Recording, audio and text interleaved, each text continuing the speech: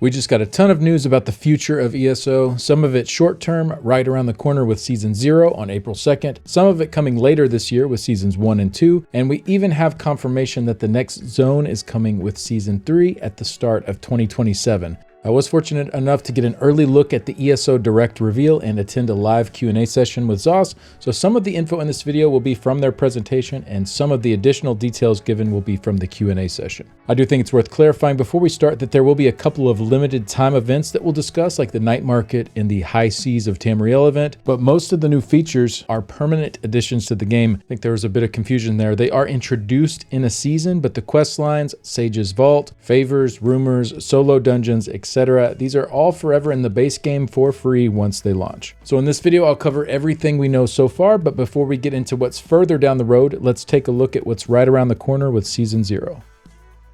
On April 2nd, alongside the Anniversary Jubilee event, we'll have the start of the first ever season for ESO, Dawn and Dusk. Seasons are going to be roughly 90 days and introduce a variety of new gameplay systems. The big thing you need to know for April 2nd is that the Tamriel tomes are going to open up. This is ESO's take on a battle pass system. Now, before you roll your eyes at the term battle pass, as someone who is not afraid to be critical of Zoss and the way they handle things, I actually think they did a great job with the implementation here. All future content going forward is going to be free so that everyone can always play the new stuff together, and in place of the old monetization is a completely optional battle pass system with lots of good stuff packed into the free track, including 8,000 seals, furnishings, crown crates, and the new currency, trade bars. So if you're currently playing ESO, you've already seen this conversion of event tickets to trade bars, and the great thing here is that trade bars are no longer capped the way that event tickets were. One question I've been getting a lot is, how do we earn trade bars outside of events? Some people have been checking the prices for the items in the Gold Coast Bazaar, and then they start doing the math for 300 trade bars a day from the events, and they're thinking, how am I ever going to afford this stuff? But events like Jesters and Jubilee are not the only ways to get trade bars. These will also be earned through the Tamriel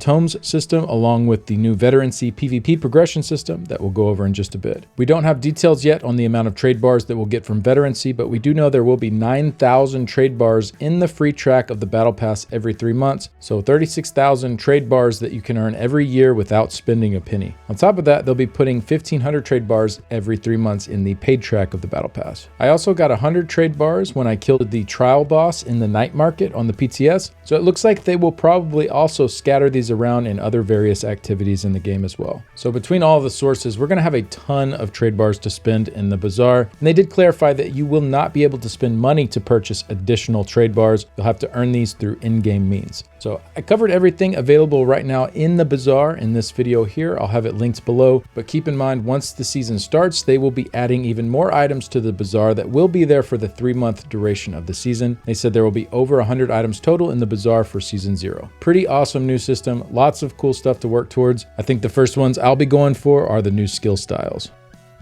After Season 0 has been live for a few weeks, the Night Market will be coming later in the month on April 29th. This is an event zone located in Fargrave that will last for 7 weeks. It's a completely new game mode featuring large instances that allow up to 36 players to join and tackle more difficult challenges than your standard overland encounters. There are 3 factions to choose from and join and earn reputation with, and 3 districts to explore and engage in not just combat but also a variety of puzzles. The faction lock is account-wide, but you will be able to play with other players regardless of what faction they've joined. Then there's a boss ladder system that contains 3 4-person dungeon instances, 1 for each of the districts, and 1 12-person trial instance to cap off the boss ladder. These are much shorter than normal dungeons and trials, but are a lot of fun, and the trial especially will require some group coordination to take it down. The current plan is for it to come back at least 2 more times to allow you to join the other factions and experience those storylines and earn those quest rewards, but they said it could possibly end up as a permanent addition as well, depending on reception and feedback. You guys can expect more specifics on this game mode a bit closer to its release on April 29th. I'm really excited to jump into the Night Market though.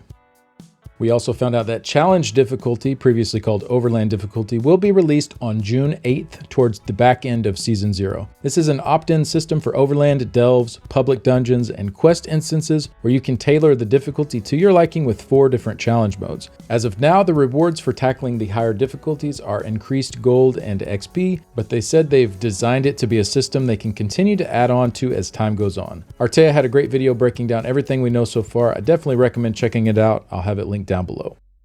For the PvP side of things, there was a quick update on Vengeance. Pretty much just said there will be one more test they run before implementing it as an alternate game mode for Cyrodiil PvP. They did bring up the veterancy progression path as well. They haven't spoken much about this yet, but it is going to be a new progression system that works with all activities that reward AP, so anything PvP related really. So as you level this up, you'll earn new titles, perks, unique weapon and armor visuals, and a few skill styles that you won't get anywhere else in ESO. This will be done on 6-month cycles, and many of the rewards will be refreshed each 6-month period, though some will carry over from season to season. There was also mention in the in-game help menu that trade bars will be included in this as well, so just another way alongside events and the Tamriel tomes to earn more currency to spend at the Gold Coast Bazaar.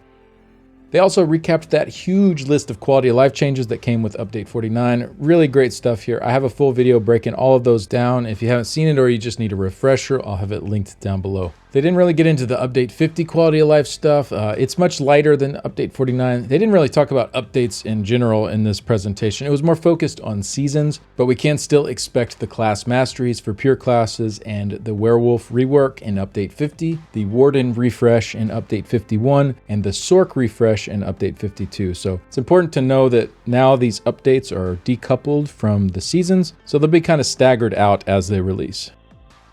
Looking beyond Season 0 into Season 1, the Thieves Guild will be getting a new quest line. This will be a continuation of the original story with a new cast and taking place in Glenumbra. They said that the art team has been doing a bunch of work to bring Glenumbra more in line with the newer areas, similar to the zone refreshes they've done before. They said that you don't have to play the older story, but if you do, then you'll see more options and some unique dialogue. There will also be new places to hide in the world. They mentioned in pots and also behind curtains. There will also be a new thieving item called Somnol Powder that lets you stun guards and other NPCs while you're sneaking around. And there will even be a new mythic item that you get during the quest line that you can upgrade over time to make it stronger. They said in the Q&A that it will have combat and non-combat bonuses on it. They also mentioned in the Q&A session that there will be a new Thieves Guild themed house that you can collect components of and put together, doing a variety of the new activities that we'll talk about in just a bit. Then there's also a Sheogorath Questline coming in Season 1. The premise is that he wants to become immortal for a while. Of course, doesn't all go to plan. His powers start to do their own thing, and well, it's supposed to get a little chaotic as you'd expect with Sheogorath. There will be 6 quest lines that are a part of this that take you all around Tamriel.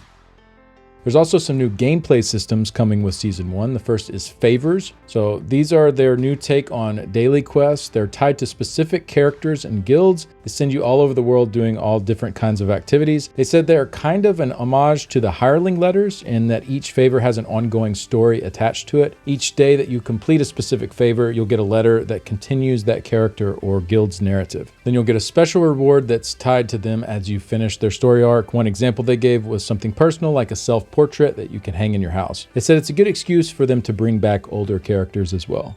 Then we have the new rumors system. They said to think of rumors as optional narrative scavenger hunts hidden out in the world. You'll find a rumor, get a set of clues, then you'll have to go and solve it. They referenced old school Morrowind here, as you won't have quest markers or too many specifics given, but you'll have to use the clues that you're provided with to figure it out. There will be a new rumors section in your journal to help you keep track of the clues that you've collected. They also said that some of these rumors will have multiple endings, and you'll have to really pay attention to all the details when you're wrapping these up.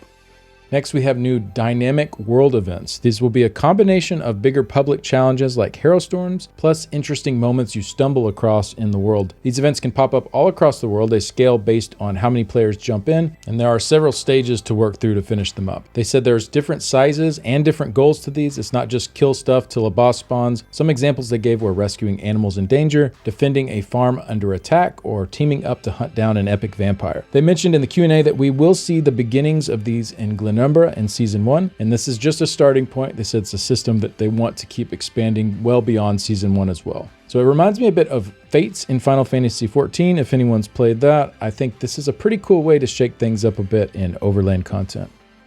Next up is a brand new game mode that ties in with the Thieves Guild storyline. It's called the Sage's Vault. They described it as a space between realms that safeguards Sage Varnet's most prized possessions. To get inside the vault, you'll have to track down nowhere keys, which they've said are located all throughout the world, and they'll mostly come through various activities in Season 1, as well as through some other means that they didn't specify. So what is the Sage's Vault? Well, what we know so far is there will be 3 wings to tackle in whatever order you want. Each wing is made up of a series of randomized rooms. This was done so that each run feels a little bit different. They also mentioned that the content is built more around puzzles, traps, stealth, and some traversal challenges. It's a little bit less dependent on damage numbers or perfect gear sets. A big part of this game mode will be uncovering secrets in each of the individual rooms and figuring out how those secrets connect to the other rooms. The vault is one giant puzzle, and piecing it together over time will help you unlock its best rewards. They've also implemented a checkpoint style system where you can find maps that allow you to travel directly to specific rooms, so you can be a bit more intentional about what you're working on once you start to figure things out. In the Q&A, they also mentioned jackpot rooms that you can find that are loaded up with treasure chests, gold, or rare resources and things like that. And every time you run, you have a chance to run into these big loot rooms. They also mentioned in the Q&A that the vault will be soloable, but you can bring in a group of up to 4 players. And since keys are required to enter the rooms, it is advantageous to bring multiple people, so you can take turns using keys and enter more rooms on a run.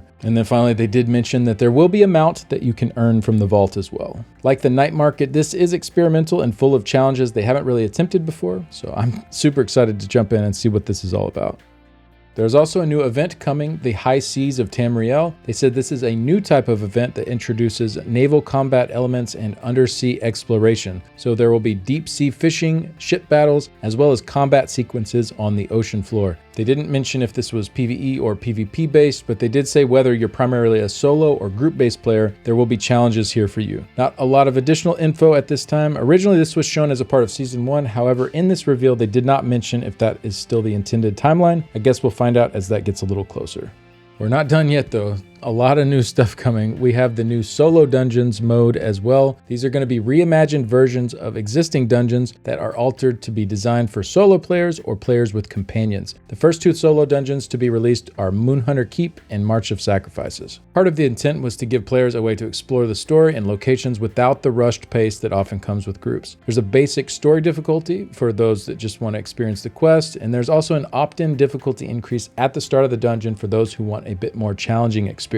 They did mention in the Q&A that this would come in the form of 3 debuff options available. The base difficulty when you enter will be about like overland difficulty, and then he said for the highest difficulty, it wouldn't be blistering, not like Arc 15 of IA or anything, but it should still offer a significant challenge. And the rewards are not the same. There will be new monster masks and also some new cosmetic items as rewards for completing the new solo dungeons.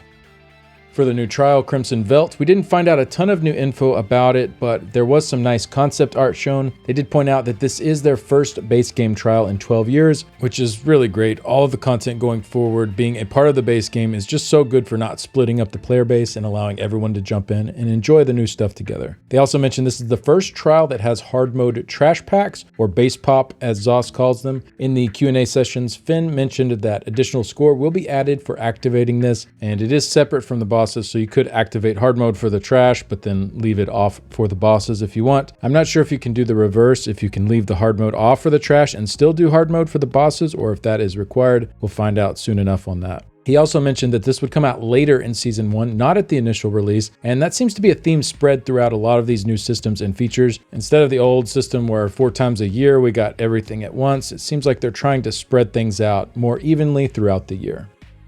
There will be a new zone coming early in 2027. Many of you picked up on the hint from the ESO Direct from earlier this year where Susan teased Winterhold. What's up in Winterhold?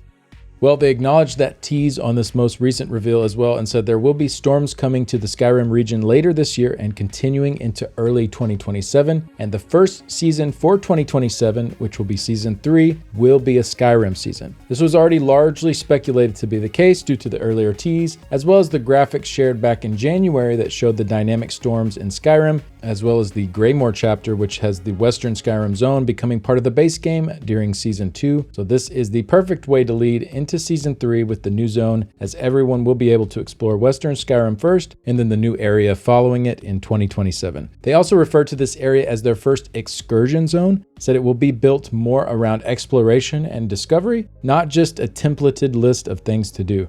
So I imagine a bit of a shakeup from the traditional feel of our Overland zones, but if I had to guess, probably still has a lot of familiar aspects there as well. Another cool bit of news we got is a June 2nd release date for ESO with Xbox Play Anywhere. What this means is that if you have Game Pass, you can now install the Xbox version of ESO directly onto your PC and then play alongside of people who are playing on Xbox. You can still play through the cloud as well for those that don't have good hardware to run the game, but for someone like me with a pretty beefed up PC, this is an awesome new way to enjoy Xbox games. During the Q&A, they were also asked about Crossplay and their current progress on it. They said that a team is full-time actively working on it. It's a very large effort. It will not be ready for 2026. And a big part of that is they're trying to be really thoughtful about how they integrate it so that everyone feels like they're on equal footing and there's no feels bad moments that come with Crossplay. Crossplay should just be a celebration. So I'm really hoping for 2027 on this. Who knows how long it's actually going to take, but this is going to be a really big moment for the game when it does finally come. Bringing the communities from the different platforms together is just going to be amazing, so can't wait till this finally gets implemented. Well, that covers all the new info about Season 0 and beyond. Let me know down in the comments what you guys think about the road ahead. If this video was helpful, please consider subscribing to the channel. It's free to do and it helps out a ton. I also want to mention that on April 2nd, for the launch of Season 0, I will be live on the front page of Twitch. Hope you can stop by. It'll be a really fun stream. But that's going to do it for this one. Thank you so much for watching. Big shout out to my Patreon and YouTube members. I really appreciate the support. There are memberships for as little as $3 a month, and it definitely helps out a lot. More info about that in the description below. And a special thanks to these folks here. I couldn't keep doing this without you. I'll see y'all in the next one. Bye.